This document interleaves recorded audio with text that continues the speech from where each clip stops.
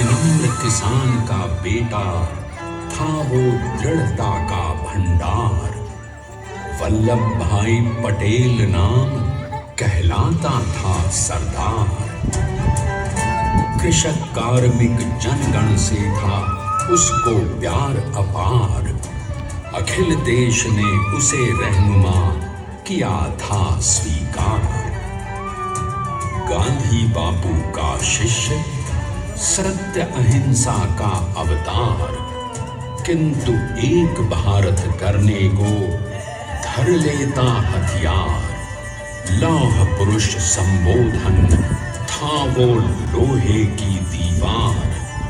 तेज पुंज तुम, शक्ति पीठ तुम, बल का सागर अपरंपार। ऋणी देश का नम्र नमन तुम स्वीकारो संग्राम।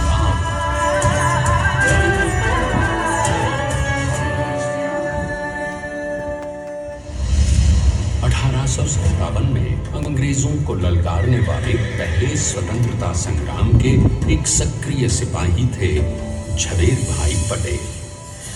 करमसद गांव के इस बहादुर देशभक्त किसान और उनकी पत्नी लाड भाई के 5 बेटों और 1 बेटी में से चौथे पुत्र थे वल्लभ भाई।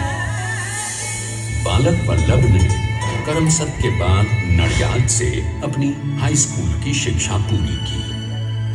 फिर 13 साल की उम्र में उनकी शादी भी हो गई, छोटी सी झवेर बाई से। 2 बच्चों, बेटी मणिबेन और बेटे टाया भाई को जन्म देने के बाद झवेर बाई असमय ही चल बसी।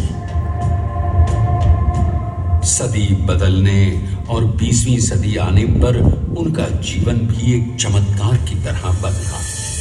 प्लीडर का इम्तिहान पास करके वो वकालत करने लगे। पहले गोधरा, फिर आनंद और उसके बाद अहमदाबाद में। मगर जल्द ही वकालत छोड़कर वो बैरिस्टर बनने की इच्छा से इंग्लैंड चले गए।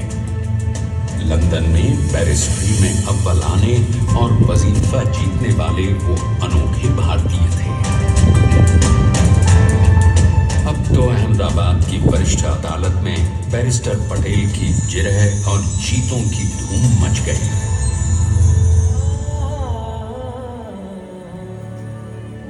तभी एक युग पुरुष ने वल्लभ भाई के जीवन की धारा ही बदल दी।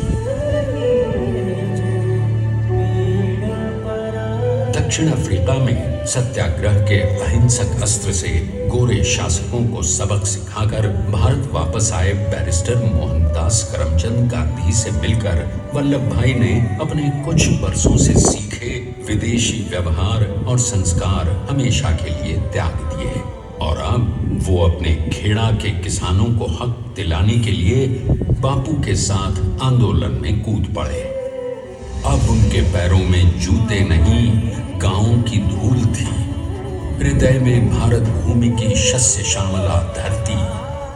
मन में थे गांधी और मस्तिष्क में एक नए स्वतंत्र भारत का सपना।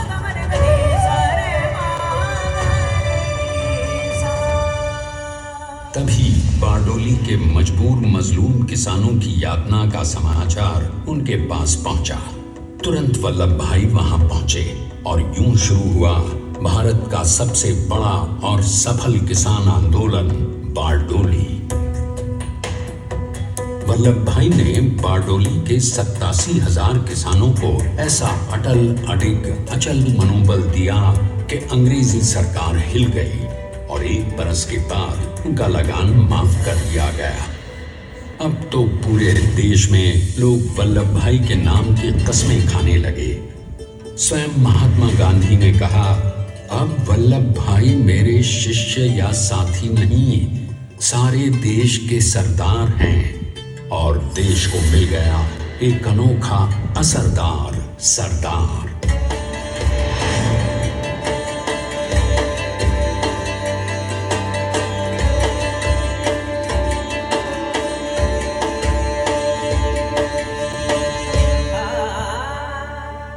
सरदार पटेल के नाम और देशभक्ति से अंग्रेज डर कर कांपने लगे। 1930 के नमक सत्याग्रह और दांडी कूच में वो बापू से भी पहले गिरफ्तार किए गए।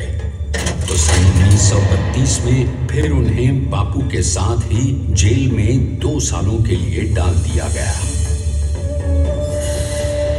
मगर आजादी के दीवानों को, स्वतंत्रता के परवानों को कौन गिरफ्तार कर पाया है? जेल से छूटते ही सरदार को कांग्रेस के नए राष्ट्र अध्यक्ष पद पर चुना गया और उनकी सरपरस्ती में राष्ट्रवादी भारतीयों ने तमाम ब्रिटिश सूबों में जीत हासिल कर वहां अपनी स्थानिक सरकारें बनाई।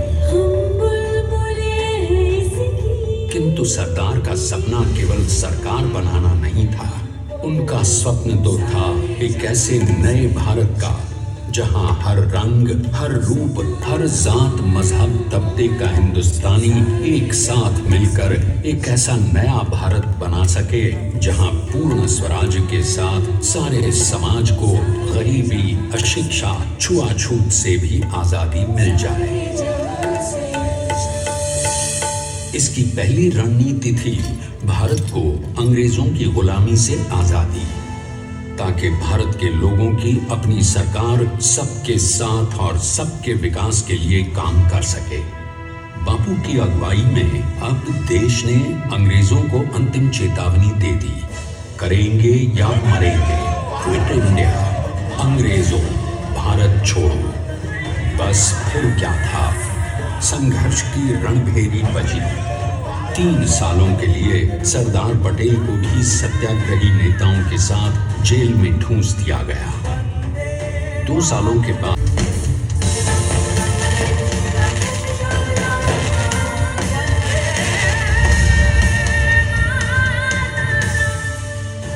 स्वतंत्रता के स्वप्न के सच होने के साथ अब सरदार पर कई एक नई जिम्मेदारियां थीं। आने वाली देश ने बनाया है ये समर्थ स्मारक, स्वाधीन भारत को समर्थ भारत में बदलने वाले सरदार पटेल को समर्पित प्रेरणा तीर्थ भी है। प्रधानमंत्री श्री नरेंद्र मोदी के नेतृत्व में बनी विश्व की इस विशालतम प्रतिमा के सामने आकर सारी दुनिया जैसे स्वयं भी नतमस्तक हो जाती है।